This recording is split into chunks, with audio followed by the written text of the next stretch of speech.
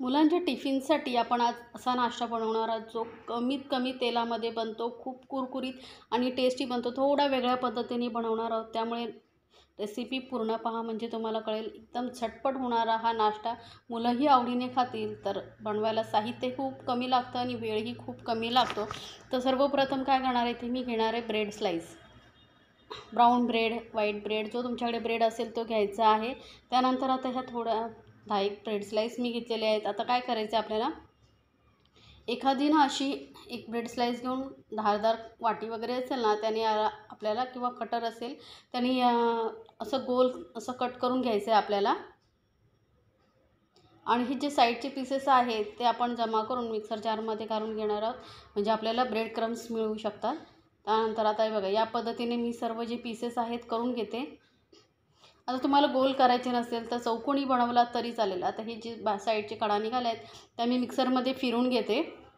त्यानंतर इथे मी घेतलेले उकडलेले बटाटे, तर 2 मोठ्या आकाराचे बटाटे उकडून घेतलेले आहेत 2 पीसेस करून.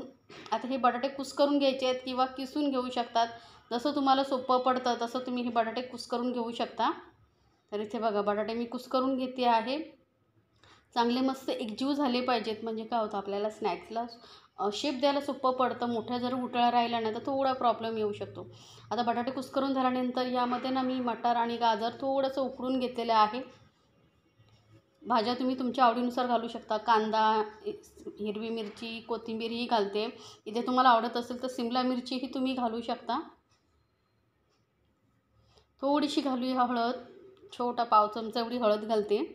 एक अर्धा चमचा लाल मिरची पावडर घालते, कारण आपण हिरवी मिरचीही घातली होती ना. आता तिखट किती हवं आहे त्यानुसार तुम्ही हिरवी मिरचीचं प्रमाण कमी जास्त करू शकता. अर्धा चमचा जिरं पावडर, अर्धा चमचा धने पावडर घालते आणि अर्धा चमचा घालते गरम मसाला पावडर, किंवा थोडा कमी जास्त प्रमाणात करू शकता. आणि चटपट टेस्टी होण्यासाठी इथे पाव चमचा मी आमचूर पावडर घालते, किंवा चाट मसाला घालू शकता, नाहीच तर लिंबूचा रस पिळून घालू शकता. चवीनुसार घालायचं मीठ. आणि जे ब्रेडच्या स्लाईसच्या कडा होता त्या आपण मिक्सरमध्ये फिरून घेतल्या होत्या त्या यामध्ये मी पूर्ण घालून घेते. थोडं थोडं घालायचं आहे, जसं लागेल तसं आपण यामध्ये ॲड करत जायचं आहे. कारण जो भाज्यांचा वगैरे ओलसरपणा आहे तो ब्रेड किती ॲब्झॉर्ब करतो इतपत आपल्याला हे घालायचं आहे. आणि घट्ट गोळा होईपर्यंत आपल्याला हे मळून घ्यायचं आहे. चांगला मस्त एकजीव झाला पाहिजे. आता थोडं ब्रेड क्रम्स जे आहेत मी अजून घालून घेते. आता तुम्हाला असं वाटतं की यामध्ये तुम्हाला जास्त भाज्या घालायच्या आहेत, फ्लावर, बीन्स, जे मुलांना तुम्हाला खाऊ घालायचं आहे ते तुम्ही भाज्या यामध्ये घालू शकता. आता मस्त व्यवस्थित घट्ट गोळ्यासारखं झाल्यानंतर बघा इथे ना मी मोठ्या साईजचा असा बॉल बनवून घेते. आपल्याला याला कटलेटचा शेप द्यायचा आहे. कटलेट पॅटीससारखं हलकंसं दाबून घ्यायचं आहे या पद्धतीने. आणि काय करायचं, आपण ज्या ब्रेडची रोल गोल असं वर्तुळ बनवून ठेवलं होतं त्याला मी इथे ना तंदुरी मेयोनीज आहे माझ्याकडे, तो किंवा प्लेन मेयोनीज असेल, टोमॅटो केचप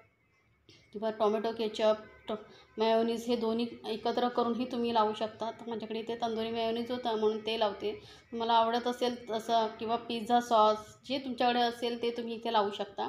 आणि वरती ही पॅटीस ठेवायची आणि हलक्या हाताने दाबून त्याला ब्रेडच्या साईड व्यवस्थित लेवल करून घ्यायचं आहे. ब्रेडच्या बाहेर आला नाही पाहिजे, थोडं आतमध्येच असू द्या. तर बघा किती सोपं आहे. तुम्हाला आवडत असेल तर ना इथे चीजही तुम्ही घालू शकता आणि त्यानंतर त्यावरती पॅटीस ठेवू शकता. जसं तुम्हाला कॉम्बिनेशन करायचं आहे तसं तुम्ही हे स्नॅक्स बनवू शकता. एकदम सोपं आहे. वरती थोडंसं मी तंदुरी मेयोनीज लावते, त्याऐवजी तुम्हाला जसं सांगितलं ना टोमॅटो केचप, पिझ्झा मिक्स वगैरे जे लावायचं आहे ते लावू शकता. मुलांना जेवढं तुम्ही टेस्टी बनवून द्याल त्यांच्या आवडीचं तेवढं मुलं आवडीने खातात. इथे जर तुम्हाला चीज आवडत असेल तर चीजही ठेवू शकता. तर बघा किती सोपं आहे, बघितलात ना तुम्ही पण. आणि झटपटी होतं. साहित्यही घरामध्ये जे असतं त्यामध्येच तुम्ही बनवू शकता. बाहेरून असं वेगळं विकत आणून काहीतरी लावायची काही गरज नाही. जे तुमच्याकडे साहित्य आहे त्यामध्ये तुम्ही बनवू शकता. आता पॅटीस आपला जो स्नॅक्स आहे बनवून झालेला आहे. त्यानंतर काय करायचं, मी ते पॅन घेतलेला आहे त्याला थोडंसं तेल लावते. तेल व्यवस्थित पसरवून घ्यायचं आहे. तर डीप फ्राय वगैरे काहीही गरज नाही आहे. थोड्याशा तेलावरती जरी तुम्ही भाजलात ना तरी मस्त होतं. आणि जे पॅटीसची साईड आहे ती खालच्या साईडला ठेवायची.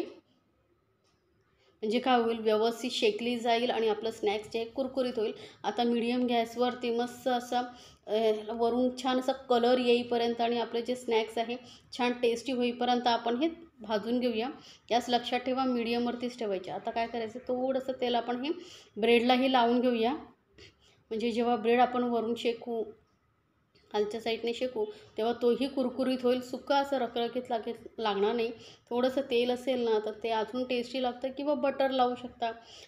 जसं तुम्हाला आवडतं तसं तुम्ही, मुलांना तुम्हाला जे खाऊ घालायचं आहे ते यामध्ये तुम्ही घालू शकता आणि बनवू शकता. बघू शकता हलकासा प्रेस करायचा, म्हणजे काय होईल, पॅटीस व्यवस्थित चिकटली जाईल. तर आता ना मी चेक करून बघते पॅटीस खालून शेकली आहे की नाही. मस्त कलर आहे बघा. मध्यम गॅसवरती शेकली आहे ना, त्यामुळे पॅटीस ही मस्त शेकली गेलेली आहे. कमी तेलामध्ये हे स्नॅक्स तुम्हाला कसं वाटलं ते मला कमेंट्समध्ये जरूर सांगा. आणि अशा छान छान रेसिपीसाठी आपल्या चॅनलला सबस्क्राईब करायला विसरू नका. सोबतच बेल आयकॉनवरती नक्की क्लिक करा, म्हणजे माझ्या नवीन रेसिपीची नोटिफिकेशन लगेचच तुमच्यापर्यंत पोहोचेल. तर चेक करूया, ब्रेडलाही मस्त कलर आलेला, कुरकुरीत झालेलं आहे. असं कुरकुरीत होईपर्यंत बनवून घ्यायचे हे स्नॅक्स आणि गरम गरम सर्व करा. मुलांना टिफिनमध्येही देऊ शकता, मुलंही आवडीने खातील. घरी काय होतं, पार्टी वगैरे असेल तर नेहमी काय वेगळं स्नॅक्स करावं हा जर प्रश्न पडतो ना, त्यावेळेस तुम्ही हे स्नॅक्स असं वेगळ्या पद्धतीचं बनवू शकता. एकदम चवीला भारी लागतं.